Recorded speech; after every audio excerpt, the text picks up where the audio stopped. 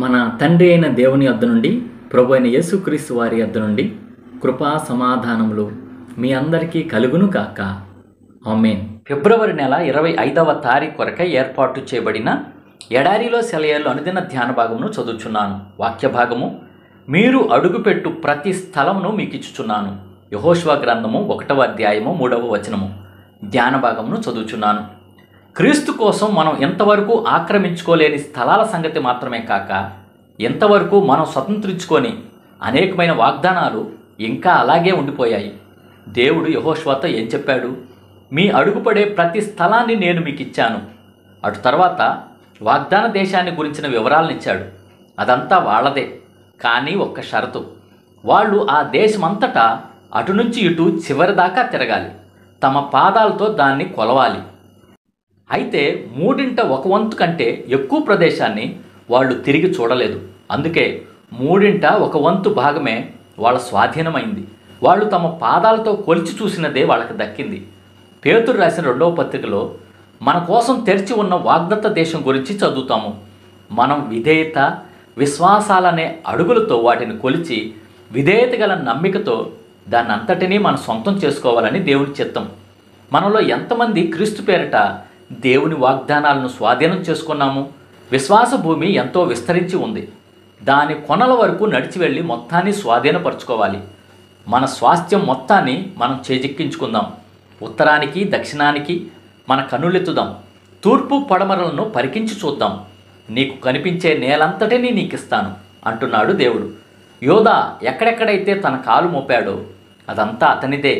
బెన్యామీను ఎంత దూరం తిరిగితే అంత దూరము అతని సొంతమే. ప్రతివాడు వెళ్ళి తన అడుగు పెట్టడం ద్వారా తన స్వాస్థ్యాన్ని పొందాలి. వీళ్ళెవరైనా ఒక చోటులో పాదమూనారంటే వాళ్ళ మనసులో ఒక నిశ్చయత ఏర్పడిపోతుంది: ఈ భూమి నాదే. దానియేలు అనే ఒక నీగ్రో వృద్ధుడు కృపలో గొప్ప అనుభవం ఉన్నవాడు.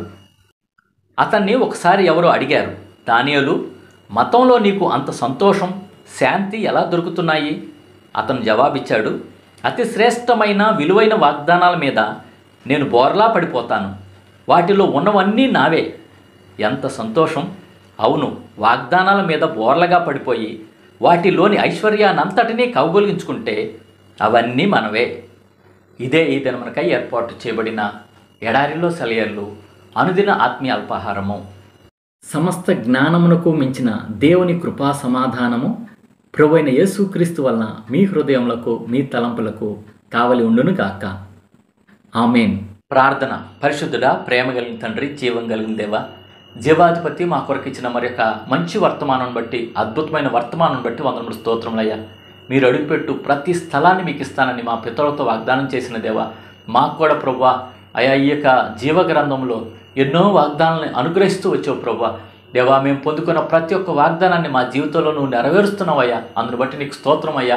నెరవేర్చి ఉన్నావు ప్రభువా, అందును బట్టి నీకు స్తోత్రం చెల్లించుకుంటూ ప్రభువా అయా ఎడారిలో సెలవించిన నీ బిడ్డలో ఎవరెవరైతే వాగ్దానాలు తీసుకొని ఉన్నారో ప్రభువా, ఆ వాగ్దానాలు వారి పట్ల నువ్వు నెరవేరుస్తున్నావయ్యా.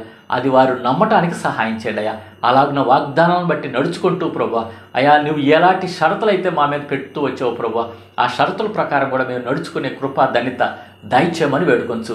ఈ వర్తమానం విన్న ప్రతి ఒక్కళ్ళు నువ్వు దర్శించినందుకు వందనాలు స్తోత్రాలయ్యా. ప్రతి ఒక్కళ్ళు ప్రభువా వారి యొక్క వాగ్దానాన్ని ఎత్తి అయా నీ సన్నిధిలో ప్రార్థించి వాటిని స్వతంత్రించుకునే కృపా ధన్యత ప్రతి ఒక్కరికి దయచేయమని వేడుకొంచు. ఈ దిన దీవెనలతో, ఆశీర్వాదాలతో ప్రతి ఒక్కళ్ళని నింపమని వేడుకొంచున్నాం తండ్రి.